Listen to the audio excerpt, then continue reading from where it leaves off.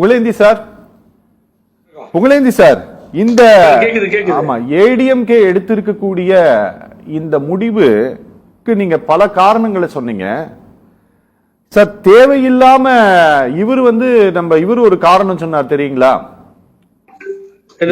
இன்டைரக்டா நாம் தமிழர் கட்சியை ஆதரிப்பதற்கான வாய்ப்புகள் இருக்குன்னு சொல்லிட்டு அதிமுக அப்படியான முடிவுகளை எல்லாம் எடுக்குமா என்ன? திரு அன்புக்குரிய சகோதரர் செல்வம் பேசும்போது ரொம்ப தெளிவா சொன்னார். நாங்க அதுல சம்பந்தம் இல்ல சார், பிஜேபிக்கும் சீமானுக்கு என்ன சம்பந்தம்னாரு. அப்ப பெரியாரை பத்தி சீமான் திட்ட உடனே சந்தில ஏன் சித்து பண்ணார் அண்ணாமலை? அவர் பேசுறது நியாயம், எங்கிட்ட ஆதாரம் இருக்கு, அது இருக்குல்லாம் பேசலாமா? நியாயமா பேசலாமா? அண்ணாமலை பேசலாமா? தப்பு இல்லையா இது? இறந்து போன ஒரு தலைவரை பத்தி ஏகவசனம் பேசுறது நியாயமானதா? ஒண்ணு. ரெண்டாவது, நான் கேக்குறேன், இடைத்தேர்தல கரூர்ல யார் தேர்தல ரத்து பண்ணது? தேர்தல் ஆணையம் தானே. பணப்புழக்கம் அதிகமா இருக்குன்னு. ஆர்கே நகர்ல யார் ரத்து பண்ணது? இதே தேர்தல் ஆணையம் தானே.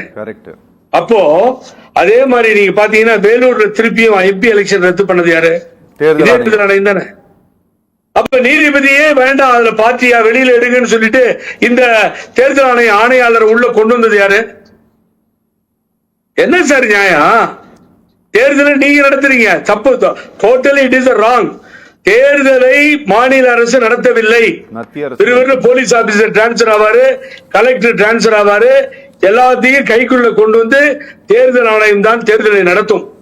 ரீசெண்டா பெல்லாரி அந்த ரெட்டிஸ் அவங்க நின்ன கேஸ்ல அந்த வழக்கை வாபஸ் வாங்கிடுச்சு கவர்மெண்ட் வந்த உடனே சொன்ன உடனே தேர்தல் நேரத்தில் போட்ட வழக்குகளை வாபஸ் பெற்றதும் அந்த கேஸ்ல இன்றைய நீதிபதி கிருஷ்ணா தீட்சித் அன்னைக்கு கவுன்சிலா இருந்தவர் அப்பீரையே ஆர்குமெண்ட்ஸ் பண்ணி தேர்தல் முடிந்த பின்னாலும் எலெக்ஷன் கமிஷனுக்கு எல்லா ரைட்ஸும் இருக்கு, அவங்க வாதாடலாம், நிரூபிக்கலாம், அப்படியே விட்டுட்டு போய்விட முடியாதுன்னு சொல்லி ஒரு தீர்ப்பு வழங்கப்பட்டது. சரி, தேர்தல் ஆணையம் நடத்துகிற தேர்தல் அது இல்லன்னு சொன்னா ஒத்துக்க முடியாது. நார்த்ல எல்லா இடத்துலயும் பிஜேபி பை எலெக்ஷன் நிக்கலையா? பயந்துட்டு ஓட்டாங்களா? என்ன அப்படி பெரிய இங்க ஈரோட்ல உங்களுக்கு பெரிய பிரச்சனை சொல்லுங்க பாப்போம். இருந்தா கம்ப்ளைண்ட் கொடுங்க, உங்க எலெக்ஷன் கமிஷனை விட்டு எலெக்ஷனை போஸ்ட்போன் பண்ண சொல்லுங்க, நிறுத்த சொல்லுங்க. அது அல்ல அரவிந்த். அவர் அடுத்து பிரகாஷ் சொன்ன மாதிரி பயம். எவ்வளவு வாக்குகள் வாங்குறோன்றதுதான் அவங்களுக்கு பிரச்சனை. இப்போ எங்கேயாவது கம்மியா வாங்கிட்டா என்ன பண்றதுன்னு சொல்லி அப்ப அவர் உள்ள போய் நிக்கும் பொழுது கம்மியா போய் வாங்கிட்டா என்ன பண்ண முடியும் சார்? பெரிய பாதிப்பை ஏற்படுத்திடும் கட்சிக்கு. ஆனா அதே திரு அண்ணாமலை அவர்கள் எனது நண்பர் பேசும்போது நாங்க தான் 3வது இடத்துக்கு வந்தோம், அதிமுக 2வது இடத்துக்கு போயிடுச்சு, இனிமேல் நாங்கள் தான் முன்வருவோம், நிற்போம், நிக்க வேண்டியதானே. இப்போ விக்கிரவாண்டியில பாட்டாளி மக்கள் கட்சி அலைன்ஸ் இருந்தது இல்ல, அவங்க அலைன்ஸ் சேர்த்துட்டு போய் அவங்களே நிக்க வச்சு நீங்க சப்போர்ட் பண்ணிருக்கலாமே. தேமுதிகவை நிக்க வச்சு அதிமுக சப்போர்ட் பண்ணிருக்கலாமே. ஒட்டுமொத்தமா புறக்கணிக்கிறதுங்கிறது சீமான் போய் அங்க என்ன சார் பண்ண போறாரு? வர சொல்லுங்க சீமான. இவங்க எல்லாம் சீமான சப்போர்ட் பண்ணிட்டோம், அண்ணாமலை பண்ணிட்டோம், பிஜேபி பண்ணிட்டோம், ஏடிஎம்கே பண்ணிட்டோம், எல்லாரும் பண்ணிட்டோம். அங்க என்ன கெதின்றது வேடிக்கை பார்க்க தானே போறோம். நம்ம நான் பணம் ஒரு நேரத்தில் நான் சீமான் 10,000 வாக்குகள் வாங்கின போது நான் பாராட்டினேன். பணம் கொடுக்காமல் பெற்றார். கமலஹாசன் கோவையில் நின்று பெற்ற வாக்குகளையும் பாராட்டினேன். ஆனா இன்னைக்கு திராவிட இயக்கத்தினுடைய தலைக்காவியராகி விளங்கக்கூடிய தந்தை பெரியாரை கேவலமா பேசுகின்ற ஒரு நபர் தேர்தலில் நின்னா வேடிக்கை பார்த்துருவோமா? நானே இறங்குறேன் சார் ஈரோட்ல, நானே பிரச்சாரத்துக்கு போறேன். திருப்பி வாங்கிட்டோம். திமுகவுக்கு ஆதரவாவா சார்? நான் அங்க போய் தந்தை பெரியாரை இழிவாக பெரிய குண்ட தூக்கி போடுறீங்க. திமுகவுக்கு ஆதரவா பிரச்சாரம் பண்ண போறீங்களா?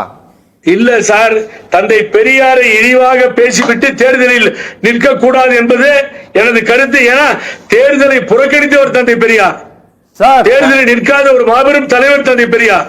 சரி சார், ஆனா சுகத்துக்கும் ஆசைக்கும் பதவிக்கும், சுகம் ஆசை பதவி கொள்ளை இதுக்கெல்லாம் தேர்தல் காரணமா அமையும் வேண்டாம் முடிவு பண்ணார் சார். சார் நீங்க விமர்சித்து பேசுவதுங்கிறது வேற. ஆனா நீங்க ஒரு வேட்பாளராக அறிவிக்கப்பட்ட பிறகு அந்த வேட்பாளரை எதிர்த்தே நான் பிரச்சாரம் பண்ணுவேங்கிறது வேற. நீங்க நிஜமாலுமே பிரச்சாரம் பண்ண போறீங்களா? நிச்சயமாக நான் தந்தை பெரியார் அவர்களை அவர் தவறாக பேசியதை மன்னிப்பு கேட்காவிட்டால் ஈரோடு இடைத்தேர்தலில் உள்ளே நுழைந்து சீமானுக்கு வாக்களிக்க வேண்டாம். அவர் சொன்னார் பாருங்க, பெரியார் மண், ஈவி கே இளங்கோவரும் அவர் முதல்வரும் தொடர்ந்து வெற்றி பெற்ற மண், இங்கே அவருக்கு வாக்குகள் போடாதீர்கள் கேட்டு வெளியில வருவேன். வேற யாருக்கு வேணாலும் போட்டுக்கிட்டோம், யாரையும் சப்போர்ட் பண்ணி போறது இல்ல சார். சரி, பெரியார் தான் எங்களுக்கு உயிர் நாடி. சரி, பெரியார் வளர்த்த இயக்கத்தில் தான் நானும் ஒருவன். சரி, நல்லது. அது யாராகட்டும், பேரறிஞர் அண்ணா, கலைஞர், புரட்சி தலைவர் எம்ஜிஆர், அம்மா, இன்றைய தினம் முதல்வர் ஸ்டாலின், அத்தனை பேருக்கும் சேர்த்து வைகோவிலிருந்து மற்ற அத்தனை திராவிட கட்சிகளுக்கும் ஒரே தலைவர் தந்தை பெரியார் தான். ஓகே, அவருடைய வரலாறு இழிவுபடுத்துவது, அவரை பர்சனலா கேரக்டர் அசாசினேஷன் பண்றதெல்லாம் எவ்வளவு கேவலமான விஷயம் சார். யார் ஒத்துக்க முடியும்? Okay, okay sir, okay, okay, okay. எப்படி மக்கள் வாக்களிப்பார்கள்? ஓகே.